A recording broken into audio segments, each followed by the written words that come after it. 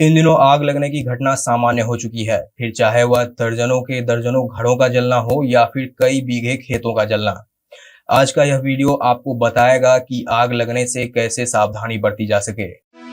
अरे हरी, ये क्या करने जा रहे हो? प्रणाम प्रणाम मुखिया जी। वो कटनी के बाद ये थोड़ा बहुत डंठल बच गया था, बस वगैरह जला रहे थे। तुम्हारा दिमाग खराब है कार्य हरी। राधे श्याम के खलिहान में थ्रेसर के चिंगारी से आग लग गया था। उस पे काबू पाने में कितना मेहनत लगा था, और आज इसका नया कारनामा। तुम्हें अंदाजा भी है कितनी बड़ी गलती करने जा रहे हो तुम? फसल के डंठलों में आग लगाने से सिर्फ आग फैलती नहीं है, बल्कि वातावरण भी प्रदूषित होता है।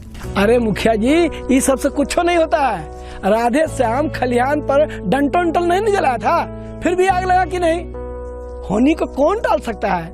आग लगने का सिर्फ एक ही कारण नहीं होता है, इसके बहुत से कारण होते हैं।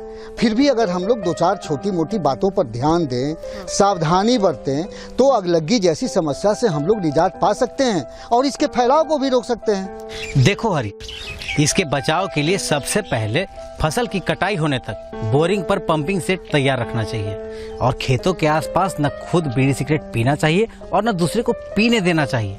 लेकिन फिर भी आग लग जाती है तो आग बढ़ने वाली दिशा में कुछ दूरी पर फसल कटाई कर देनी चाहिए। हमारे गांव में बिजली के लूज तारों से निकली चिंगारी से भी आग लगती है।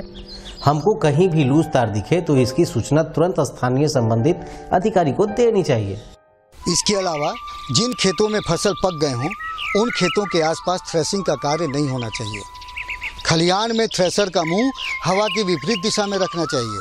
साथ ही खलिहान के पास 2 टब में भरा हुआ पानी होना चाहिए और खेतों के आसपास हवन बिल्कुल नहीं होना चाहिए। फसल की ढुलाई के लिए खेतों के बीचों बीच से पिकअप, ट्रैक्टर या अन्य वाहनों का प्रयोग नहीं करना चाहिए। मवेशियों का घर बसावट से दूर फूस की झोपड़ी के जगह जीआई या करकट का बनाना चाहिए, क्योंकि इसमें आग लगने की संभावना कम होती है। मवेशियों को बांधने की रस्सी जूट की होनी चाहिए, साथ ही खूंटे और रस्सी उनके क्षमता के अनुसार हो, ताकि आपातकालीन स्थिति में वो इसे आसानी से तोड़कर भाग सकें। इसके अलावा इनके घरों के आसपास आग बुझाने के लिए पर्याप्त मात्रा में पानी, मिट्टी और बालू भी होना चाहिए। अरे बाप रे बाप, ये सब तो हमको पता नहीं था। अगर हम लोग थोड़ा सा भी ध्यान दें तो इस अगलगी को हम लोग रोक सकते हैं और अपने खून पसीने से उगाई हुई फसल को बर्बाद होने से बचा सकते हैं। प्रणाम चाची, खाना वाला बना ली का? अरे हमको छोड़ो, तुम इतना जल्दी में काहे हो? कहीं जाना है का? गर्मी का दिन है ना, इसीलिए सुबह 9 बजे जल्दी जल्दी खाना बना लिए हैं। ये सब का बड़बड़ा रही हो? गर्मी का दिन है, 9 बजे तक खाना बना लिए हैं, कोनो भूत ऊत चढ़ गया का? अरे भूत ऊत नहीं चाची, कल बगल का टोला में आग लग गया था, बड़ी मुश्किल से काबू पाया गया।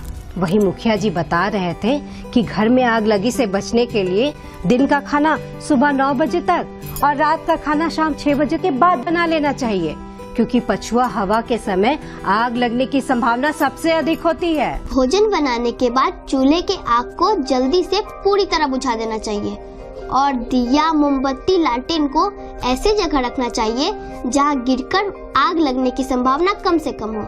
अरे मुनिया, इतना तुम कहाँ से जान गई? तुम भी गई थी का?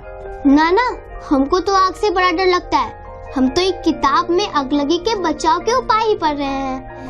आग बुझाने के लिए मिट्टी और बालू को बोरे में भरकर और 2-3 बाल्टी पानी घर में जरूर रखना चाहिए।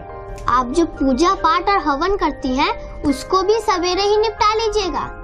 किचन में जाने पर अगर गैस की गंध आ रही हो तो बिजली का स्विच ऑफ ऑन नहीं करना है या गैस लाइटर, दिया सलाई नहीं जलाना चाहिए। पहले सभी खिड़कियां दरवाजे खोल दे और रेगुलेटर का नॉब कसकर बंद कर ले, जिससे गैस बाहर निकल जाए और रिसाव बंद हो जाए। गैस का रिसाव नहीं होने की दशा में ही किचन में कुछ करने पर सोचना चाहिए।